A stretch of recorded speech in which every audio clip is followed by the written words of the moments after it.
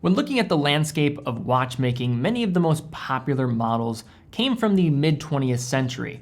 And in the last 25 or so years, I think a lot of people are quick to put down a lot of the designs that came out. Some of them being too gaudy, maybe just complete recreations or rehashes of something that already existed. But if you look into the weeds of what is out there are absolutely some iconic watches that have been unveiled in the past 20 or so years. And today, that's what I really want to look at. Watches that I think are going to be future classics that have been unveiled in more of a contemporary time frame. So in this video, we're going to look at a handful of watches, and based around a few points of criteria, this watch needs to maybe not be entirely a new design, but it needs to stand on its own with its independence in mind. So it can't be a complete just reintroduction of something that already existed. It has to work off of something from the past or needs to be entirely new. Also, there needs to be tangible evidence or impact that allows it to have some ascension in popularity or value going down the road. So I'll try to rationalize that. All the prices that are going to be indicated in this video are going to be at either MSRP for the models or the current trading prices for watches that are going to be discontinued. So don't slam me for talking about this price is going to be higher in the future. And in terms of one final point for watches that are going to qualify, they have to be unveiled in the past 20 years. I don't want any vintage creations. So basically from the 21st century and on. And before we jump in, looking at some future classics, definitely check out the new selection of pre-owned models on TeddyBaldassarre.com. All those are hand curated, authenticated by our team. And really the focus around offering pre-owned is just to expand the offering. I know of the watches that you guys are interested in buying and giving a trusted place to go and buy it, as well as sell your watch. So if you're looking to actually sell one of your watches, definitely reach out to us. We have a forum on the site where you can go ahead and inquire regarding that. And one of our specialists will then go ahead and respond to your inquiry. Check out the pre-owned section, buy or sell, on TeddyBaldassarre.com. So now for our first watch, I think this might be my most no-brainer choice for this list, and that is with the Tudor Black Bay. Now just take a step back. So it's 2010 or so, and Tudor's been out of the US market for around a decade. Tudor doesn't have necessarily anything that they can really stand on as their own just definitive model DNA. Their most famous watches to that point were models that were basically recreations of existing Rolex models and not really anything that they could really say is their own unique design.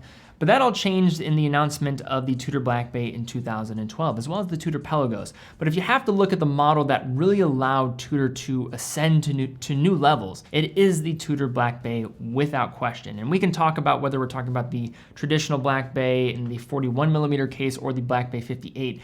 I don't really think that matters that much when talking about a future classic and looking at what the Black Bay represents, as well as probably down the road how so many people are going to enjoy it as well. There are going to be some people that might joke about Tudor just being the Black Bay company at this point, and to be honest, that joke's really not off base. But still, I think that really just goes to show how definitive this model was for Tudor as a company and allowing them to gain so much market share in a very brief period of time. It's changed how people look at this brand completely. The one downside of looking at the Tudor Black Bay is just because they've made so many of them, I think they're always going to be capped on just how much these will maybe ascend in value. But in terms of just future classic that people are going to look back on fondly, you have to look at the Tudor Black Bay. And if I had to predict one or two models that I would say are going to be the most beloved in the future, I would have to go with the original 79220s, those the Etta caliber versions with the circular text at 6 o'clock, as well as the rose on the dial at 12. Those to me were the originals, and I think will be, of course, probably sought after in the future because anything that's the first is always going to be loved. And also maybe the Black Bay 58 is kind of being that more wearable variant that really, I think, met the market in a place where many people were looking for a watch of that sizing and dimension set, and they just were not really getting it from a lot of the mainstream brands. Now for our number 2 watch, I see this as a future classic for 2 reasons. One is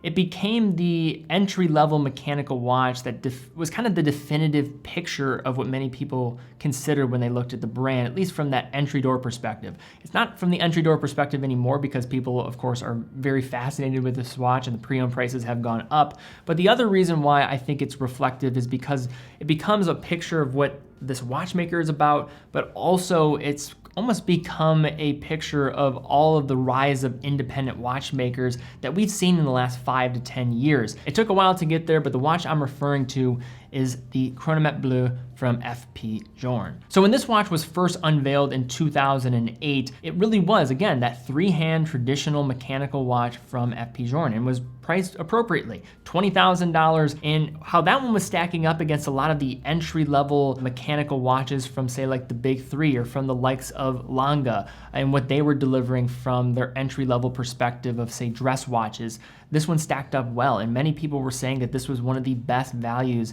in looking at a three-hand dress watch from a high horology perspective. And for $20,000 and what you're getting packed here, it really was hard to argue. But as time started to go on and people started to wise up on what FP Journe was delivering from an independent perspective, fascination with independent brands became more popularized after some luxury brands were just not meeting what I think a lot of consumers were just growing interest in, which was to have a connection with their manufacturer and feel the luxury treatment, and that was really being neglected by a lot of the mainstream brands. But once the independent craze took off, as well as the craze for FP Journe's pieces took off, this became one of the watches that was definitive in this arena as a picture of both what this brand has to offer, but also really what can happen in the independent sphere and how things can really escalate quickly. Now, in terms of total output, FP Journe is making around 800 pieces total every single year. So there's not a lot of these watches that are just going out into the market. So you have a distinct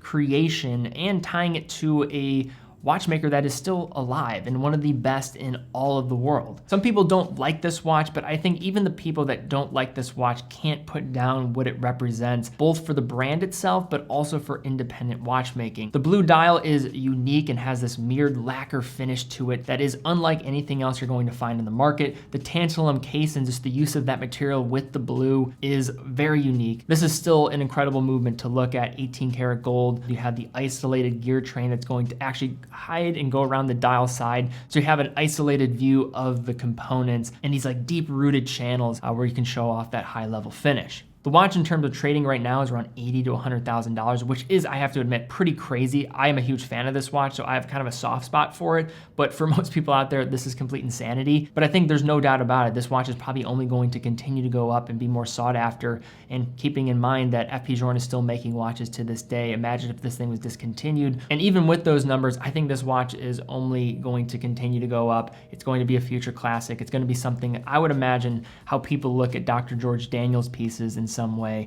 and what he was doing as one of the most beloved watchmakers of the 20th century. I think much of the creations of FP Journe are going to be seen in a similar light. So when I think of a brand that has gained some of the most traction in the last 10 or so years, of course you think of Tudor from the luxury segment I'm speaking of, but I think maybe number one is Grand Seiko. They've done a phenomenal job of rebranding themselves in a brand that's been around for a while, since 1960. So they're not the new kids on the block, even though they're acting and operating in that manner, because I think there were a lot of issues in just like saying, hey, it's a Grand Seiko, what's the difference?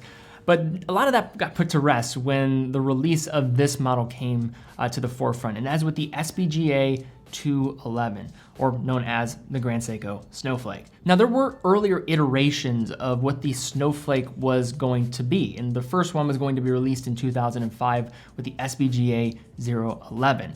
But really what made the Grand Seiko Snowflake take off was just the redesign and repositioning of the brand, and this almost became the mascot of that repositioning. When Grand Seiko started to really disassociate from Seiko and position their brand as that luxury product, I think this was kind of quickly becoming the mascot of that just emergence of Grand Seiko from a mass market luxury perspective. It had many things going for it. High finish case with the Zaratsu polishing, 100 meters of water resistance, and world-class finishing on the dial with a nickname that any watch enthusiast can jump at and love with the Snowflake. It's what solidified so many other watches when you're looking at the likes of Rolex or say from Seiko in the past. Having that nickname associated, something easy but also on point in terms of its accuracy of description, that combination allowed this watch to almost epitomize what modern Grand Seiko would be. And just to add even further, you have the spring drive movement on the inside, the 9R65, which really, when most people think of Grand Seiko, if it's not for the Snowflake,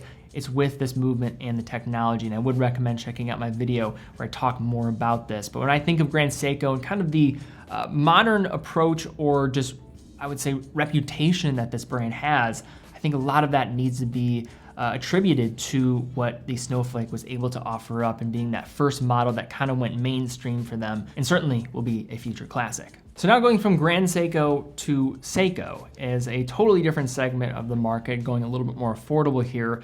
And when I think of Seiko in terms of the watches that were the most impactful in the last 25 years, and I didn't want to mention the SKX just because that was unveiled in 1996 and really wouldn't be appropriate for kind of the parameters we put around this video. We want something a bit more modern. And another watch that took off in the same way the SKX did, maybe not totally to the same extent, but very similar, and it was also a different model family, is with the Sarb033. So these were JDM models released in 2008 and were discontinued in 2018. But long before their discontinuation, they became some of the most beloved do-it-all watches for around $300 to $500 and just kept kind of going up in price accordingly. When I was getting into watches, these were some of the most compelling value from an everyday perspective.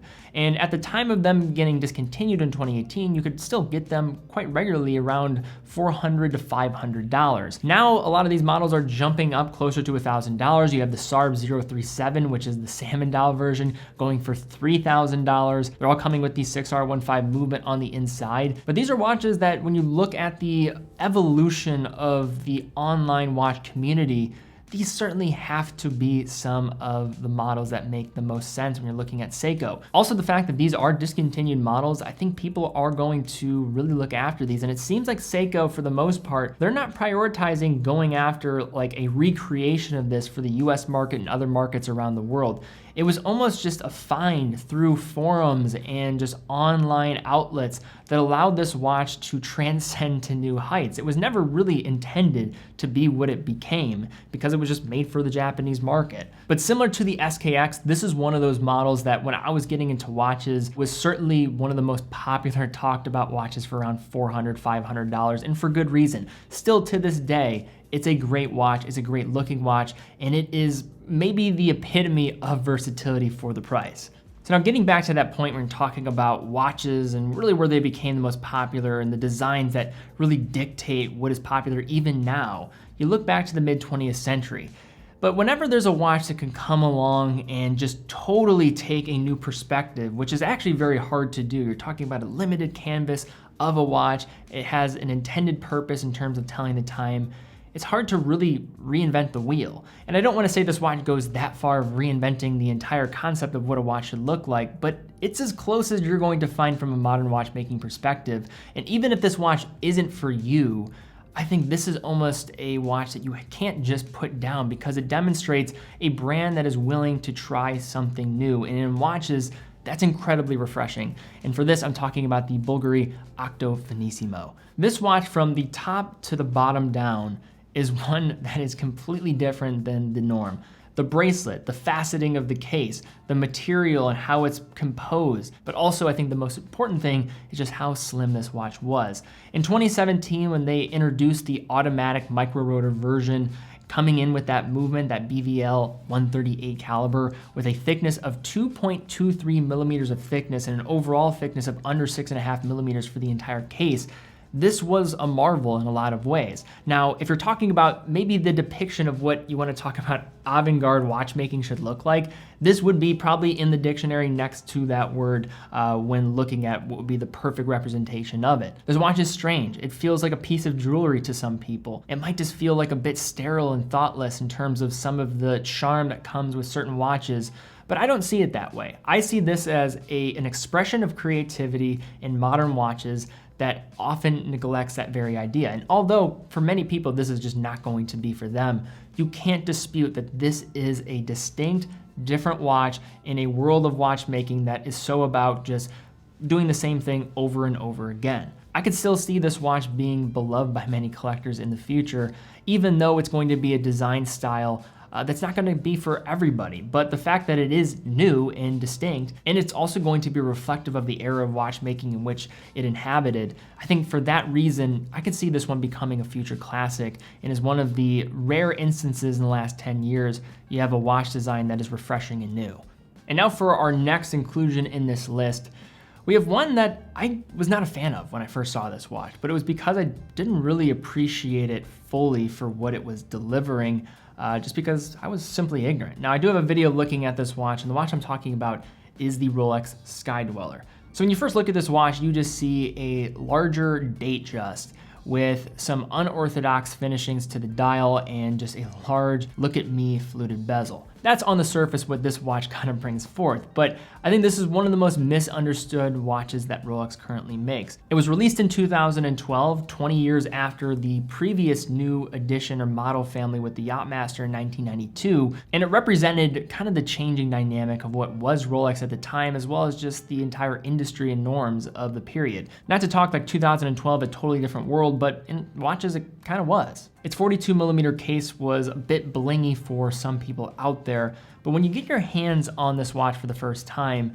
you get to understand why I could maybe see this one becoming a future classic in some ways. Now, Rolex in terms of production on these is not gonna make as many of these compared to like a Datejust, for example, which I think opens this one up to actually have some play in the future, despite its size and maybe norms changing down the road. But really the reason why I believe this one could be a future classic is just because of how complicated it is and how it's kind of a sleeper in some ways. You have the caliber 9001 on the inside, and the unique thing about this piece is how that caliber really comes into action with the use of the fluted bezel as a point of rotation to access different parts of the annual calendar. Now, as mentioned, I do have a video on this piece, and although I'm not incredibly proud of that video because it was posted like 3 or so years ago, I think we can do a way better job now in comparison. It still, I think, does demonstrate some of the overlooked charm that comes with this design that from the outside perspective just looks like a ostentatious piece of bling on your wrist. Market value for these have gone up as expected, like pretty much every single Rolex sports model, but this is one unlike some of the others that of course is a newer creation, 2012, but on top of that also is appealing to just more than just being a piece of bling, and it's relatively complex for a Rolex model. I think those combinations together allow this one to be maybe beloved in the future as a future classic. But all right guys, that is a list of some of my picks for watches that I think will be future classics. Now, I don't know what that necessarily is going to entail when it comes to rise in demand or rise in value or rise in trading price. I don't know if that's going to necessarily be the case, but I think people, regardless of whether that takes place or not, are going to look back at these watches as the same way maybe we look at watches that were produced in the 70s, 80s, and 90s as ones that are going to stand out to be representations of the period in which we inhabited. And I think that's very interesting to look at when you're talking about watchmaking as a really changing norm in the last 20 to 25 years especially. But all right guys, those are my picks. Love to see yours down in the comments below. Also, if you enjoyed this video, probably could do a part 2 of this. If you did enjoy it, please give it a thumbs up, subscribe, and hit the bell icon. That's a great indicator that maybe we could do another one of these down the road. Also, be sure to check out TeddyBaldassarre.com, full authorized dealer of over 30 brands, great pre-owned selection, quick and fast fulfillment, dedicated customer support, and all of our products come with a warranty as well. So you can have a lot of peace of mind and can do what you need to do with the watch on your wrist. Just simply enjoy it. But guys, thank you again so much for watching. Be well, and I will see you all very soon.